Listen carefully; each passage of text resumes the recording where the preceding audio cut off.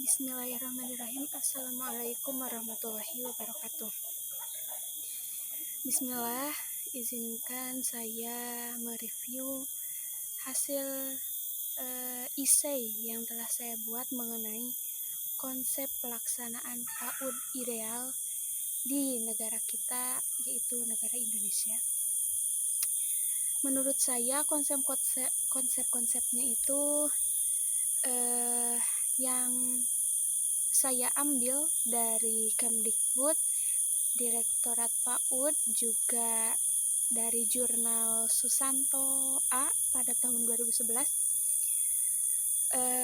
Saya mendapatkan 8 konsep ideal bagi pelaksanaan PAUD di Indonesia. Yang pertama yaitu holistik dan integratif. Untuk konsepnya itu dalam pelaksanaan PAUD itu memang harus holistik integratif, karena holistik integratif itu mencakup segala aspek perkembangan bagi anak, yang diantaranya itu ada aspek kognitif, ada aspek seni, moral, agama, serta yang kelima dan keenam, maaf saya sedikit lupa Ibu. Kemudian untuk konsep itu sendiri dalam holistik integratif memang ia mencakup segalanya tanpa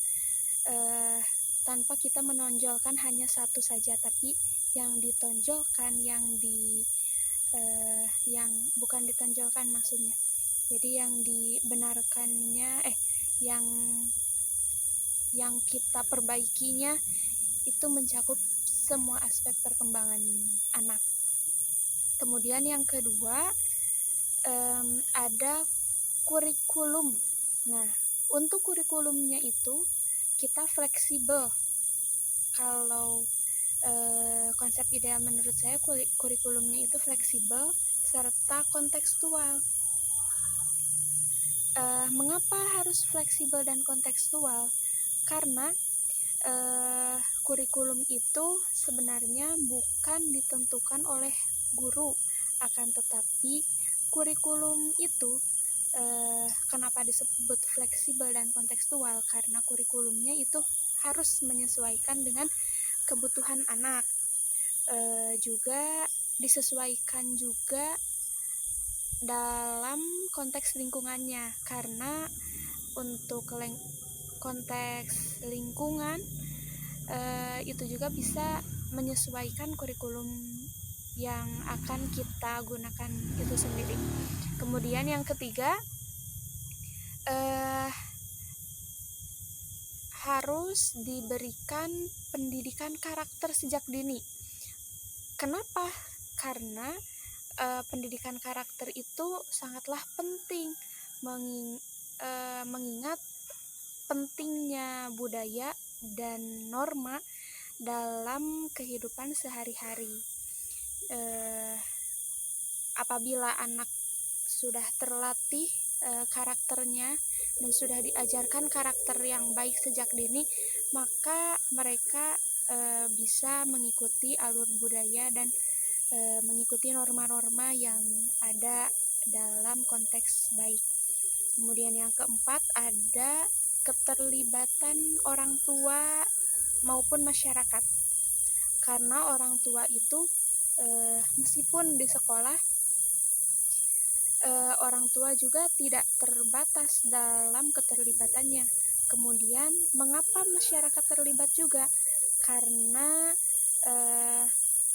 selain belajar di kelas, anak-anak juga itu pasti belajar ke lingkungan masyarakat, dan lingkungan masyarakat itu memang mempengaruhi sekali dalam pendidikan anak, dalam kebaikannya maupun hal yang buruknya. Jadi makanya lingkungan itu seharusnya lingkungan sekitar anak itu yang baik-baik saja.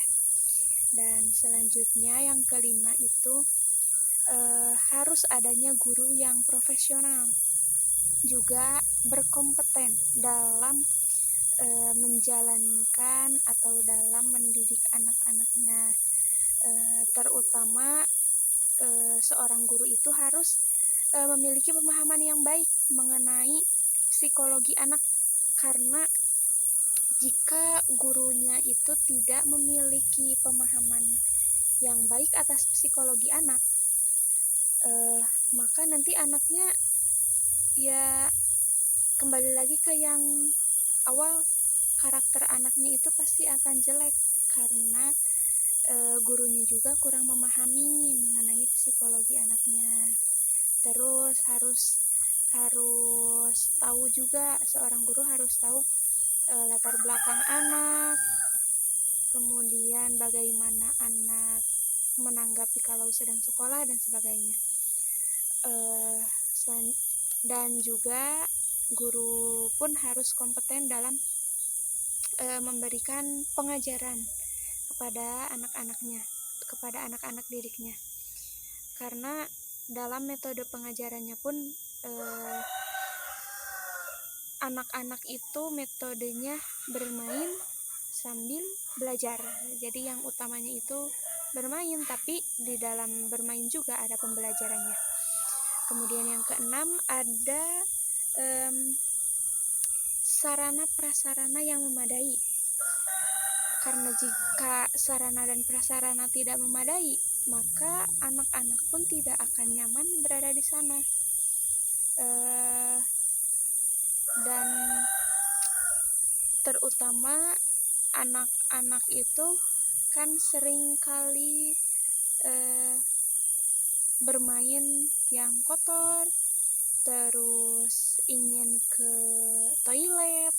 Nah, makanya sarananya juga harus lengkap, prasarananya juga harus ada prasarana yang dibutuhkan oleh anak-anak maupun kita sebagai guru yang di sekolah. Dan yang ketujuh itu untuk konsep ideal PAUD itu harus menggunakan pendekatan ramah anak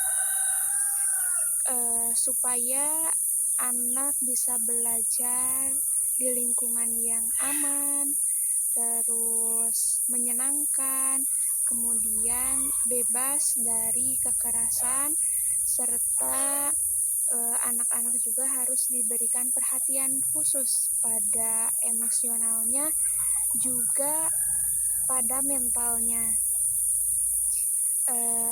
Kenapa begitu? Karena pendekatan ramah anak itu memang sangat-sangat harus ditonjolkan supaya anak juga nyaman belajar dengan kita, dan supaya apabila kita mengerti anak, kita juga bisa mengerti dan mengetahui dan dapat membandingkan emosi anak sedang malas belajar, sedang semangat belajar. Kita juga pasti makanya harus mengerti pendekatan anak secara emosional dan juga mentalnya. Kemudian yang terakhir, konsep idealnya yang terakhir yaitu harus diadakan pemantauan serta evaluasi. Pemantauan itu dipantau oleh guru maupun dalam belajar maupun dalam kegiatan lain, yang kemudian akan dilaporkan kepada orang tua murid-murid, orang tua anak-anak. Dan selanjutnya saya juga meskipun itu memang konsep idealnya, tetapi di sini itu pasti banyak tantangannya juga. Yang pertama, kurangnya guru PAUD yang berkualitas, karena seperti yang kita tahu juga guru PAUD itu kebanyakan masih belum sesuai jurusan, jadi sarjananya belum PAUD gitu. Dan ada pula yang tidak melanjutkan kuliahnya. Dan tapi selain itu juga guru PAUD berkualitas itu yang pasti mengerti akan konsep-konsep yang telah saya sebutkan tadi. Kemudian juga tantangannya itu terbatasnya fasilitas, terutama bisa kita lihat bedanya fasilitas antara di perkotaan serta pedesaan. Terus kemudian juga tantangannya itu untuk akses sekolah di wilayah pedesaan dan perkotaan itu sungguh menjadi tantangan juga, karena